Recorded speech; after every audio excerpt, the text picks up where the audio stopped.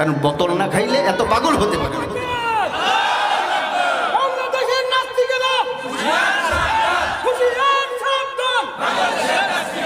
বলবেন এখানে বসে আমি চিগলাইলে কি লাভ হবে, যারা যা করার তা তো করছেই। আমি বলছি চিগলাইলে 1 নম্বরে আপনার ইমান বাঁচবে, 2 নম্বরে আপনার চিল্লানিটা কবুল হতে পারে। আর ইতিমধ্যে কবুল হওয়ার পথে, কবুল হওয়ার লক্ষণ হয়েছে। জোরে বলেন আলহামদুলিল্লাহ। এই যে দেখছেন না, ইব্রাহিম নবীর আগুনে ফেলাইছে, একটা ব্যাং গিয়া পানি ছিটায় দেওয়ার বান করলো যেন আগুনটা ইব্রাহিম নবীর আগুন নিভে যায়। যেই আগুনটা 6 মাস ধরে না লাগাইলো, আকাশচুম্বী আগুন যখন দাউ দাউ করে জ্বলে উঠলো, সেই আগুন ব্যাঙ্গের সিটার পানিতে তো আর নিভবে না, ঠিক না বেটি? তারপরে আল্লাহ রাব্বুল আলামিন বলেছেন, ব্যাং যেহেতু আমার নবীর প্রতি দরদি হইয়া কিছু কিছু লোকেরা বলতে লাগলো আমরা আদমের সন্তান না, আমরা বান্দরের সন্তান, আমরা বান্দরের সন্তান। কারণ বানর থেকে আস্তে আস্তে লেজ পড়ে গিয়েছে, ঘষাইতে ঘষাইতে লেজ পড়ে গেছে। তারপরে বান্দরটা আস্তে আস্তে দাঁড়াইলো, সোজা হইল, মেরুদণ্ডের হাড়টা সোজা হয়ে গেছে। আস্তে আস্তে করে আমরা মানুষে পরিণত হয়ে গেছি, আমরা মানুষ হয়ে গেছি। জোরে বলেন নাউজুবিল্লাহ। আমরা বান্দরের সন্তান। তারা বলল আমরা বান্দরের সন্তান। আমি বলি ও কপাল পোড়ার জাত, তুই বান্দরের সন্তান কেন বললি? তুই বল আমি কুত্তার সন্তান। বান্দরের সন্তান বলে আর সান্ত্বনা পেয়ে লাভ কি? বান্দর তো একটু দেশেই আছে। আমার প্রাণের ভাইয়েরা, এই কথাগুলো গোপন কথা না, এই কথাগুলো আপনার সন্তান, আমার সন্তান, কোমলমতি সন্তান, যাদেরকে আপনি এডুকেটেড বানানোর জন্য, শিক্ষিত বানাবার জন্য স্কুলে পাঠান, কলেজে পাঠান, ভার্সিটিতে পাঠান, তাদের বই পুস্তকের মধ্যে এই কথাটা লেখা আছে, বিবর্তনবাদ। ডারউইনের একটা থিওরি সেখানে লেখা আছে। তারা বিবর্তনবাদের নামে বান্দরের ইতিহাস শেখানো হয়। পৃথিবীর মানুষগুলো মানুষ ছিল না, এই মানুষগুলো ছিল বান্দরের জাত। বলেন নাউজুবিল্লাহ। থিওরি অফ ইভলিউশন, ডারউইনের একটা মতবাদ। 1808 সালে যার জন্মগ্রহণ, এই ডারউইন মতবাদ করলো। আর সে কিন্তু কোনো ধর্মের লোক ছিল না, সে কোনো ধর্মের কি লোক ছিল না। ইহুদি ছিল না, খ্রিস্টান ছিল না, বৌদ্ধ ছিল না, সে কোনো ধর্মগ্রন্থই মানত না। এমন একজন লোক একটা মতবাদ তৈরি করে দিল, সেই মতবাদটা আমাদের সিলেবাসের অন্তর্ভুক্ত হয়ে গেল। আহারে কপাল যে কিভাবে পড়ে মানুষের, কিভাবে যে আদমের কথা বললে আদমের ইতিহাস চলে আসে। দুঃখজনক বাস্তবতা, দুঃখজনক বাস্তবতা। আপনারা শুনছেন আগে থেকেই যে মানুষের সংখ্যা গণনার জন্য একটা সময় নির্ধারণ করে মানুষের সংখ্যা গণনার জন্য কিছু দায়িত্বশীল দিয়ে গ্রামে গ্রামে, এলাকায় এলাকায় মানুষের সংখ্যা গণনা করা হতো। সহজ ভাষায় তাকে বলা হতো আদমশুমারি। কি বলা হতো? কি বলা হতো? কপাল যে কিভাবে পড়ছে দেখেন। 2022 সালেও কিন্তু এমন একটা শুমারি হয়েছে, ঠিক না ভাই? ঠিক। সুমারদান জ্ঞান না, গণনা করা। এটা ফার্সি ভাষা থেকে উৎকলিত, মানে গণনা করা। আর আদম মানে আদমের সন্তান গণনা করা। পৃথিবীতে কয়জন আদমের সন্তান আছে, না বালেক না বালেক যাই হোক, কয়জন সন্তান আছে, এটাকে গণনা করাটাকে এত বছর, এতদিন পর্যন্ত ডিকশনারিতেও বলা হতো, লোকের ভাষায়ও বলা হতো যে আদম শুমারি হয়েছে। দুঃখজনক বাস্তবতা হলো গত বছর যে মানুষের গণনা করা হলো, আদম শুমারি নাম দেওয়া হয় নাই, দিয়েছিল জনশুমারি। ঠিক না বেটি? জনশুমারি বললে বান্দরের ইতিহাস চলে আসে, কারণ আমরা বান্দর ছিলাম, আমরা জনশুমারি করলাম। আর যদি বলে আদম শুমারি করি, তাহলে আদমকে স্বীকার করতে হয়। যেন আদমকে স্বীকার করতে না হয়, এজন্য সূক্ষ্মভাবে জনশুমারি নাম দিছে, জনশুমারি নাম দিয়েছে।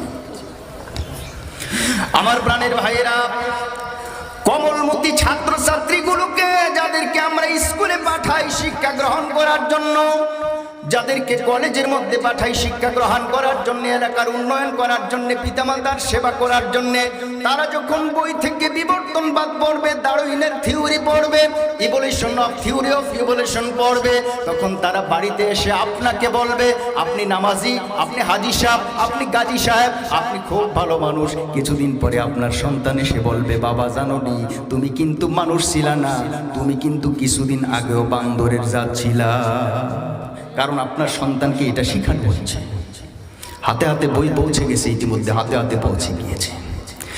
কৃষক জমিনে ফসল করে, সারাদিন খেটে খুটে পরিশ্রম করে, 6 মাস পরিশ্রম করার পর ধান কেটে বাড়িতে নিয়ে আসে। যখন কৃষকের গোলা ভরা ধান পায় তখন 6 মাসের পরিশ্রম ভুলে যায়। জোরে বলেন ঠিক না বেটি? 6 মাসের পরিশ্রম ভুলে যায়। দুঃখজনক বাস্তবতা হলো আমাদের দেশের সরকার প্রধান এতদিন পর্যন্ত এতগুলো ভালো কাজ করলেন, এখন আমরা ফসল তুলে বাড়িতে যাওয়ার সময় আসলো, এই মুহূর্তে কেন এমনটা হলো? আমাদের ভাগ্য কিভাবে পড়লো? আমরা কিভাবে কপাল পোড়া হইলাম? এতদিন মানব জাতি ছিলাম, 14 বছর শাসনের পর আজকে বান্দর হয়ে আমরা ঘরে গেলাম। বলেন নাউজুবিল্লাহ। বান্দর কি পেলাম? আমার প্রাণের ভাইরা, তারা বলে ওই যে একটা মহিলা শিক্ষামন্ত্রী, দীপমণি শিক্ষামন্ত্রী, সে বলে, প্রথমে বলেছিল যে ইসলামের সাথে সাংঘর্ষিক কোনো কথা আমাদের বই পুস্তকে নাই, এটা মিথ্যা কথা। যখন জনতার হাতে বই চলে গেল, লোকেরা যখন তার চোখ ফাঁক করে দেখাইলো যে দেখ এখানে কি লেখা আছে, এখন সুর পরিবর্তন করে গতকাল বক্তব্য দিল, এর আগের দিন বক্তব্য দিল যে দেখতে হবে আমাদের ভিতরেই কি ভূত আছে নাকি। আপনি শুনছেন না কথাটা? শোনেন না? আমার প্রশ্ন হলো, এত অযোগ্য ব্যক্তি দিয়ে তুমি তাদেরকে কেন এইভাবে পরিচালনা করলে? কোটি কোটি টাকা ট্যাক্সের পয়সা, সাধারণ খেটে খাওয়া জনতা, আম জনতা, কৃষক, শ্রমিক, দিনমজুর, তাদের পয়সা দিয়ে বড় বড় গাড়িতে চড়ো, তাদের পয়সা দিয়ে আকাশচুম্বী বিল্ডিং এ তোমরা অট্টালিকাতে বসবাস করো, তাদের পয়সা দিয়ে এসির বাতাস খাও, তাদের ঘাড়ে তাদের সন্তানদেরকে বান্দর বানাবার জন্য তোমাদেরকে এই অধিকার কে দিয়েছে? তাদের কোটি কোটি টাকা তোমরা কেন নষ্ট করেছো? যদি বলো আমরা সংশোধন করব, তারপরেও কোটি কোটি টাকা নষ্ট হয়েছে, ঠিক না বেটি? এই অধিকার তোমাদেরকে কে দিল? আর এমন অযোগ্য আবাল আবাল সাবাল দিয়া তুমি শিক্ষা মন্ত্রণালয় কেন পরিচালনা করো? কিছুদিন আগে আলেমদের তালিকা করছে, ঠিক না বেটি? কারণ এই আলেমগুলি বক্তব্য দেয়, আলেমদের তালিকা করছে। আবার হঠাৎ কইরা আবার অন্য কিছু সাজা, একটার পরে একটা ইস্যু তৈরি করে যাচ্ছে। এত সাংঘর্ষিক ইস্যুগুলি তৈরি করে সাধারণ মানুষের রক্তক্ষরণ করার কি দরকার? কি দরকার? বান্দরের কাম কি জানেন? বান্দরের কাজ হলো, যত ভদ্রগরের সন্তান আপনি হন, যত ভদ্রগরের মহিলা আপনি হন, যত পর্দাসীন মহিলা আমার মা হোক, আমার বোন হোক, বান্দরের কামই তো বান্দরামি করা, ঠিক না বেটা? বান্দরের কাম কি? বান্দরামি করা। বান্দর কি করবে? যদি বোরকা পরা একটা মহিলা যেতে চায়, টান দিয়ে বোরকা গলে ফেলবে, কারণ সে তো বান্দর, সে তো আর মানুষ না, ঠিক না বেটা? তার তো বান্দরামি করাই তো তার কাজ। ভদ্র সন্তান, আপনি শিক্ষিত যুবক, আপনি রাস্তা দিয়ে যাইতেছেন, আপনি প্যান্ট টান্দা খুলে ফেলবে, এটা তো বান্দরের কাজ। সাবধান করে দিয়ে বলতে চাই, যারা আজকে আমার কোমলমতি সন্তানদেরকে বান্দর বানাবার চেষ্টা করো, তোমার মতো দীপুমণি যদি ভাগ্য ভালো থাকে তাহলে তুমি ঠিকঠাক মতো থাকতে পারবা, আর না হলে তোমার কারণে আমাদের মা বোনেরাও বান্দরের জাতেরা শেষ পর্যন্ত কাপড় খুলে ফেলবে, ঠিক না বেটা? সাবধান। বান্দরের কাজ কিন্তু বান্দরামি করা, তখন কিন্তু আর দোষ দিতে পারবেন না। কপালটা আপনাদেরই পড়বে, আমাদের কম পড়বে। কেন কম পড়বে? কারণ আমরা যারা মাওলানা মৌলবী, আমরা যারা এই কথা বলি, আমাদের সন্তান তো অধিকাংশই মাদ্রাসায় পড়ে, আর মাদ্রাসার ভিতরে তো বান্দরের ইতিহাস নাই, ঠিক না বেটি? তো আমাদের সন্তানগুলো হয়তো বান্দর হবে না, কিন্তু বান্দরের জ্বালায় আমরা আর বাংলাদেশ টিকতে পারব। আমার প্রাণের ভাইরা, এই কথাগুলো কি রাজনৈতিক কথা নাকি আল্লাহর জন্য বলছি? কার জন্য বলছি? আল্লাহর জন্য। খুব মন দিয়ে শুনবেন। আমি আপনাদেরকে বলি, ওরা থিওরি দিয়েছে, ওর বান্দর থেকে যে মানুষ হয়েছে এটার অনেক থিওরি, অনেক যুক্তি তারা দিয়েছে। সব যুক্তির পরে আমি বলি, এই যে আপনারা যে মাছ খান, পাবদা মাছ আছে না নাই? দেখতে বোয়াল মাছের মতো। কি মাছের মতো? বোয়াল মাছের মতো। আজ পর্যন্ত কোনো পাগল, কোনো ছাগল, আর কোনো জাফর ইকবাল, পাঠা, ওরা কি বলছে যে পাবদাগুলি আস্তে আস্তে পুটি টুটি খাইতে খাইতে বোয়াল হয়ে গেছে? বলছে কোনোদিন? আচ্ছা, ছোট ছোট পুঁটি, চুনুর পুঁটি, যেগুলি জাল দিয়ে এইভাবে ধরে নিয়ে আসে, সাইকা ধরে নিয়ে আসে, এগুলো দেখতে তো সব বড় পুঁটির জাতের মতোই লাগে, কিন্তু কেউ কি বলেছে যে এই ছোট পুঁটিগুলি আদার টাদার খাইতে খাইতে এখন সরপুটি হয়ে গেছে? কেউ বলেছে? টাকি মাছ যা শুটকি বানায় খান, ভর্তা করে খান, এগুলি দেখতে শৈল মাছের মতোই লাগে। কিন্তু কেউ কি বলেছে যে এই টাকি মাছগুলো আস্তে আস্তে করে শৈল মাছ হয়ে গেছে? কেউ বলেছে?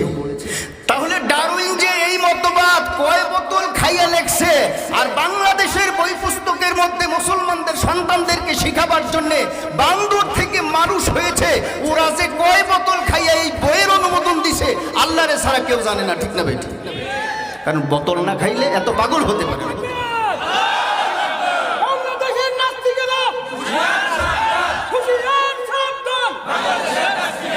বলবেন এখানে বসে আমি চিগলাইলে কি লাভ হবে? যারা যা করার তা তো করছেই। আমি বলছি চিগলাইলে 1 নম্বরে আপনার ইমান বাঁচবে, 2 নম্বরে আপনার চিল্লানিটা কবুল হতে পারে, আর ইতিমধ্যে কবুল হওয়ার পথে, কবুল হওয়ার লক্ষণ হয়েছে। জোরে বলেন আলহামদুলিল্লাহ। এই যে দেখছেন না, ইব্রাহিম নবীর আগুনে ফেলাইছে, একটা ব্যাং গিয়া পানি ছিটাই দেওয়ার বান করলো যেন আগুনটা ইব্রাহিম নবীর আগুন নিভে যায়। যেই আগুনটা 6 মাস ধরে না লাগাইলো, আকাশচুম্বী আগুন যখন দাউ দাউ করে জ্বলে উঠলো, সেই আগুন ব্যাঙ্গের সিটার পানিতে তো আর নিভবে না, ঠিক না বেটি? তারপরে আল্লাহ রাব্বুল আলামিন বলেছেন, ব্যাং যেহেতু আমার নবীর প্রতি দরদ